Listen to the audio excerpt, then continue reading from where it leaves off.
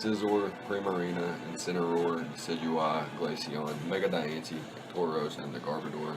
And this week we're going to be bringing Landorus, Therian, Zeraora, Scizor, Primarina, Incineroar, and Mega Diancie. As you can see, my opponent has Skarmory, so I thought about like a gravity set with Landorus because Skarmory is a pretty solid check to Landorus. But then I also decided that, I have Zeraora, so I can pressure Skarmory, I can Volt Switch on his team. He does have Crocodile, but this thing gets Grass Knot and Close Combat, two moves that can hit Crocodile pretty hard. Let's go ahead and hop into the builder actually. So we bring Gravity despite having Zeraora, because I do think Skarmory would be a likely switch in to Landorus. It can Whirlwind me out if I was to be like a Double Dance variant or something like that. I do expect a Whirlwind variant of Skarmory, but yeah, we've got the Gravity nonetheless. Gravity into Earthquake. Earthquake does a pretty good lot of damage, despite not being maxed out in attack or anything like that. Landorus' base attack is 145, so it's insanely high. So I can just click Gravity as it switches in, and then Earthquake twice, break the Sturdy, and then hopefully knock it out the following turn. It could be a max defensive variant, and if so, it may not be knocked out by 2 Earthquakes. It may take 3, which is actually insane. And then we've got the Supersonic Sky Strike. It bops things like Lele, Chestnut. Like if I was a regular Landorus, Chestnut could give me problems as well. So definitely want to pack that fly with the Flying EMZ and be able to knock that thing out at will. It also does like a significant amount of damage to Kyurem Black, Crocodile, Miltank, so on and so forth. Things that can be pretty annoying for Landorus to deal with. But yeah, we got a nice gravity set here with SD, so that if we're facing off against something like Miltank and we have a position to Swords Dance up on like a Milk Drink or a Hill Bell or something like that, or a Stealth Rock, then we could potentially be in a pretty solid position. But yeah, that's gonna be it for Landorus Therian, and we can move into Zeraora next. We have 4 attacks and we have Dual Shock, so I guess Dual Shock's gonna be hard to explain a little bit.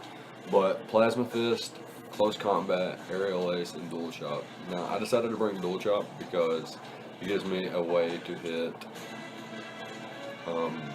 Mega Ampharos without locking myself into Outrage or anything like that. Plasma Fist is just general stab. I am Adamant Max Attack, Life Orb, so Plasma Fist is giving me the most damage output I can possibly do on neutral attacks as well. Close Combat's there for the Crocodile, the Kyurem Black, and I guess Dual Chop can be there for Kyurem Black too, depending on how low it is. If I don't want to lower my Spadef and defense, I can maybe click Dual Chop instead of the Close Combat. Aerial Ace is there for the Chestnut specifically. And then Plasma Fist hits pretty much everything else that's not Crocodile. And Mega Ampharos and Chestnut. So yeah, I thought like 4 attacks, Life Orb was a pretty solid set here, and its speed is insane, and we're able to, I think, just speed creep. We're speed creeping a Talonflame that is speed creeping a Mega Diancie. Just want to make that clear. So yeah, next up we have Scizor here with the Octoberry. Technician U-turns are really nice. We don't bring the Bullet Punch because my opponent has Psychic Terrain, and this is actually my Tapu Lele switch in. Nearly max Spadef, max HP. You can take Psychics, Moonblast, Specs. It doesn't matter. We can take those hits, Roost up. If he predicts us and goes for the Hidden Power Fire, it will pop our Octoberry, and then we'll be in a tough position after that. But if he reveals Specs damage, or he's revealed Choice Scarf earlier in the match or something like that, then I can switch accordingly and prevent just sacking him on Tapu Lele. But yeah, otherwise Iron Head's there to deal with that. We've got Roost and Defog for because my opponent can set up layers of spikes and stealth rocks, we want to have that defog roost there for longevity.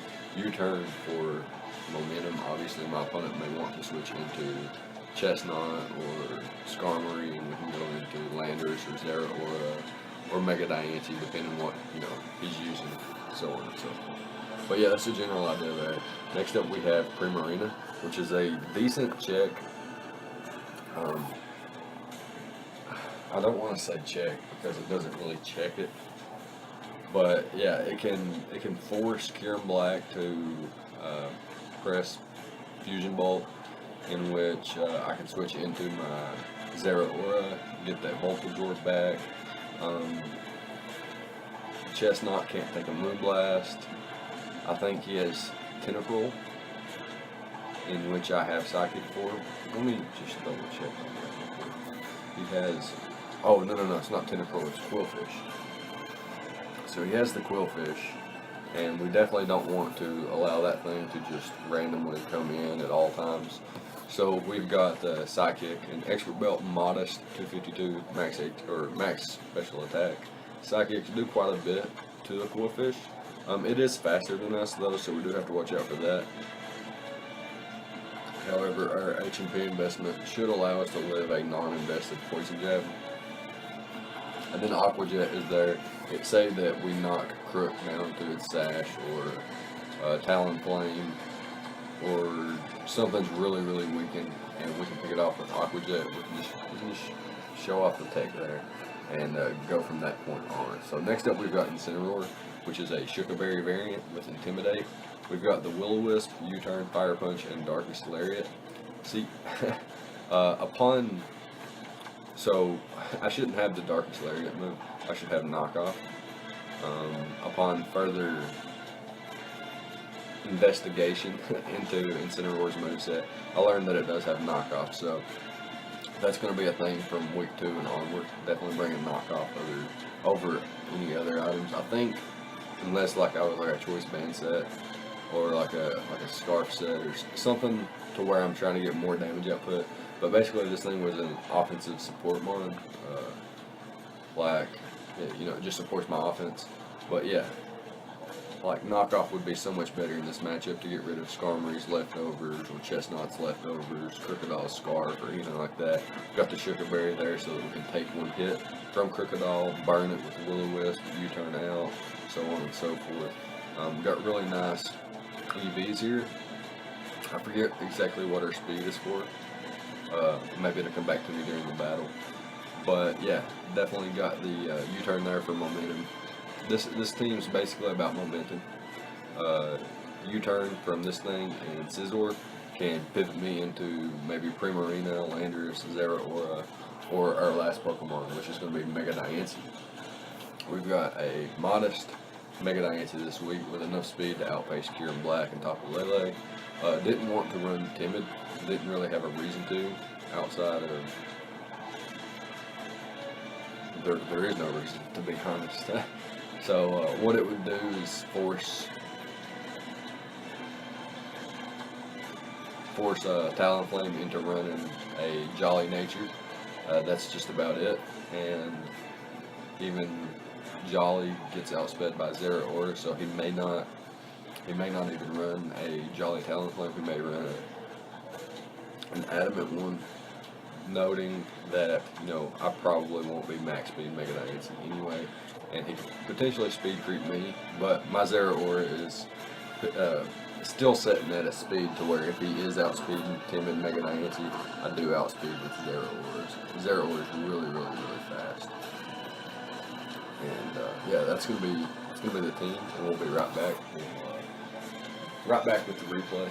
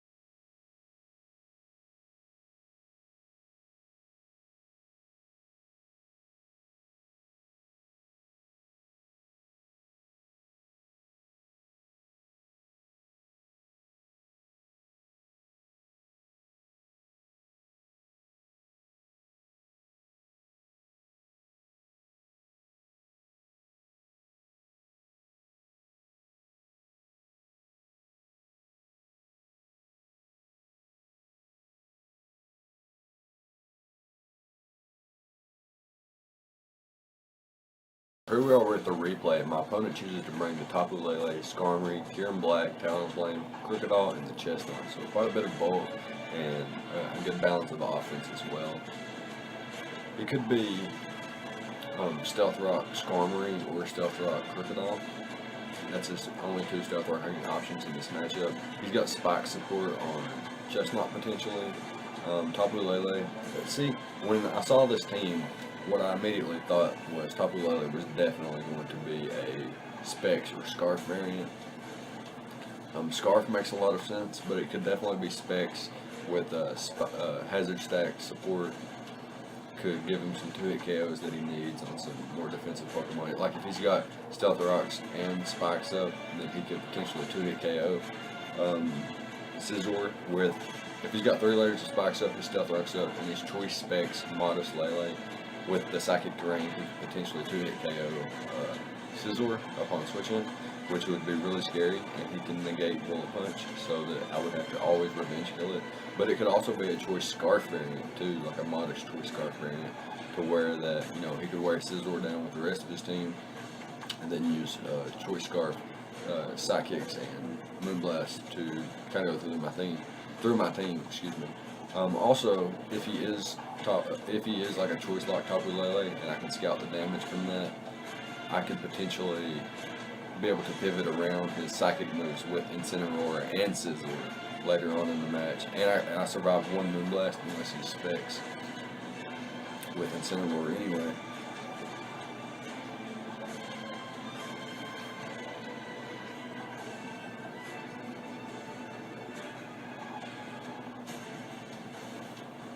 So yeah, the idea behind the team is to prevent him from hazard stacking me, and to, you know, pivot around with my U-turn, grab momentum, and knock things out. I don't even. So Mega Diancie has.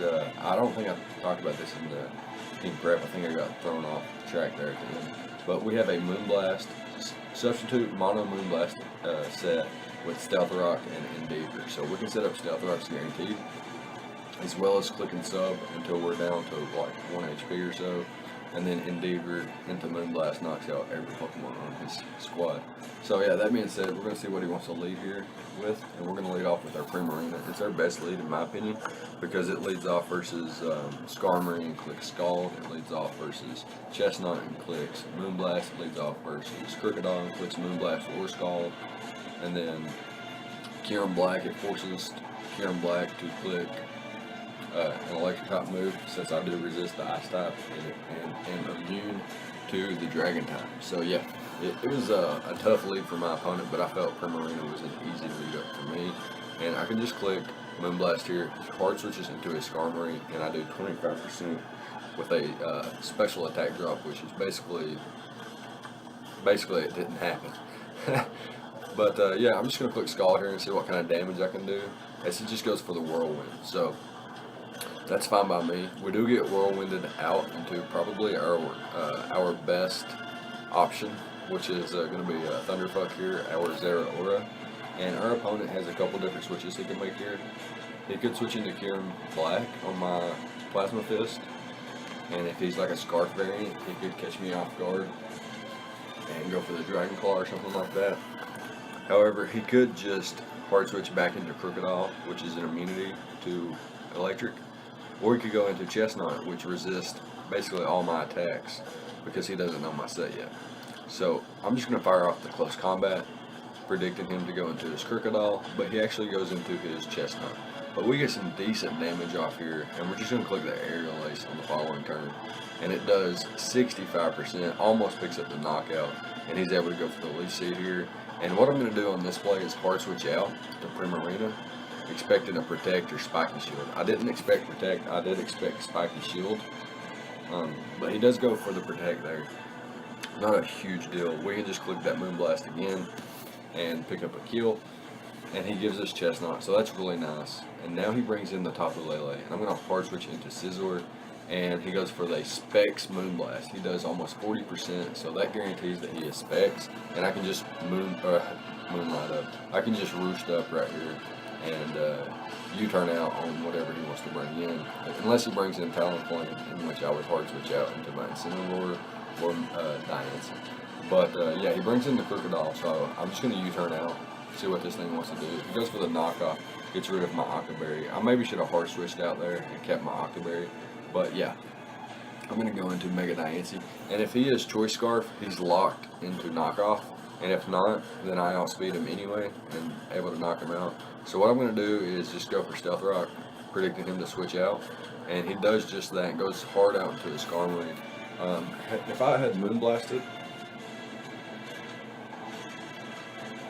I would have been able to 2-hit KO the Skarmory, but Stealth Rocks were more important as it deals with Talonflame a lot, which my team kind of struggles with, especially after Zeraora goes down.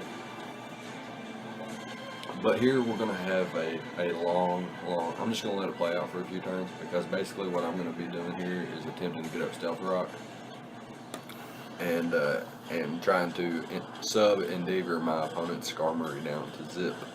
But yeah, he goes for the Whirlwind.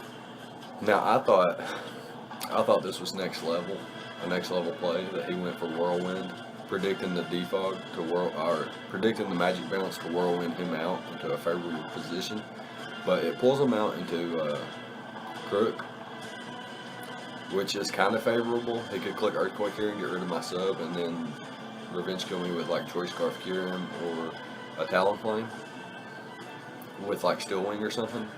But it turns out that he just forgot about Magic Bounce, and that wasn't a whirlwinding play. And what he's going to do here is hard back into his Skarmory, knowing he can take any 2 hits from this range. And he absolutely chews my Moonblast. But yeah, I'm just going to keep firing off some Moonblast. I get a critical hit there. It's not going to matter because he's going to be able to roost up and be out of range of an Oko from another crit. So it's not going to be too bad. And what he's going to do here is choose to defog again. It Magic Bounces back, but and removes rocks from his side of the field anyway. And he was, with leftovers, he was out of range of Moonblast there anyway. So fine play by him, and he's just going to continue to do that to try to get rocks off of his side. But I'm going to continue to try to keep rocks up and try to keep a sub up so that I can eventually endeavor down. I am getting to the point where I think I can start to endeavor him down. He goes for the Whirlwind again, and this is where the truth comes out. As you see on the right hand side of the screen, he does drop something in the chat there, and we talked about it for a second. So he did not do that for favorable matchups. He did that by accident twice. He forgot about Magic Bounce once again there.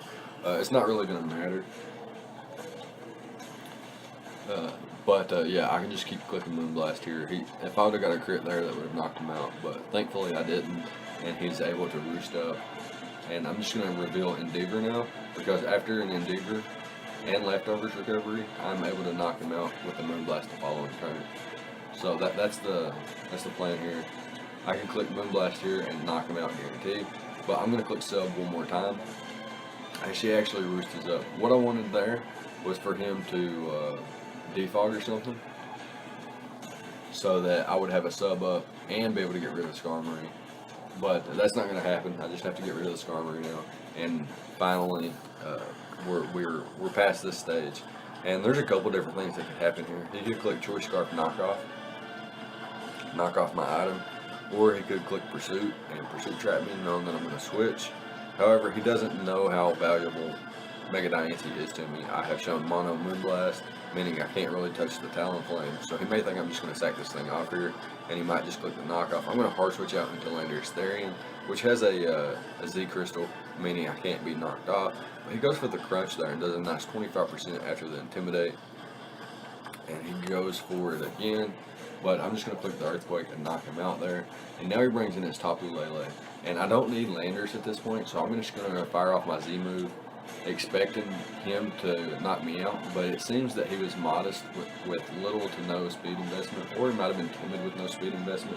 Either way, we're faster and knock him out with the Supersonic Sky Strike. So he goes into Kyurem Black here, and I go hard into Incineroar. I have the Shuckleberry so that I can take a Earth Power. He reveals Dragon Claw, and it doesn't do too much after Intimidate, and I'm able to U-turn out into my Mega Diancie. And if he's Choice Scarfed, he's forced to switch out, and if not, then I'm going to outpace him anyway and knock him out with the Moonblast. But he does reveal to be Choice Scarfed, and he stays locked into Dragon Claw, and I'm able to knock him out with my Mega Diancie. I'm going to hard switch out and then 2 Incineroar here, preserving Mega Diancie. It's one of my favorite Pokemon, so I don't want to taking a knockout there. So just going to U-turn out here, assuming that I'll live, and I do live on 1%, and we're able to U-turn out into Zeraora, and we're going to allow Zeraora to pick up this last knockout here with the Plasma Fist knockout, and we're actually going to win 6-0 in our first match this season. So yeah, that looks solid. Hopefully we can keep it up for following weeks. But yeah, that's going to be it. Let me know what you think about the battle on both sides of the field, the prep, the play, etc., etc. Good game to Noodle and the Toronto Staraptors. It's unfortunate to start out with a 6-0 loss, but you can definitely bounce back. It's just week 1. And yeah, I felt like Zeraora and Mega Diancie really put in the work. Primarina and Incineroar did really well. Scizor took the hit that it needed to. Landers come in and outsped. Well, it took the hit from Crocodile, knocked out with Earthquake, and then Tapu Lele revealed to be slower than our Landers, so we were able to pick up a Supersonic Sky Strike and knockout with that as well. So yeah, really, really happy with the performance. And yeah, that's going to be it. So let me know what you thought. Leave a like, comment, and subscribe. All the good stuff, and I'll see you guys next time. Thank you for watching.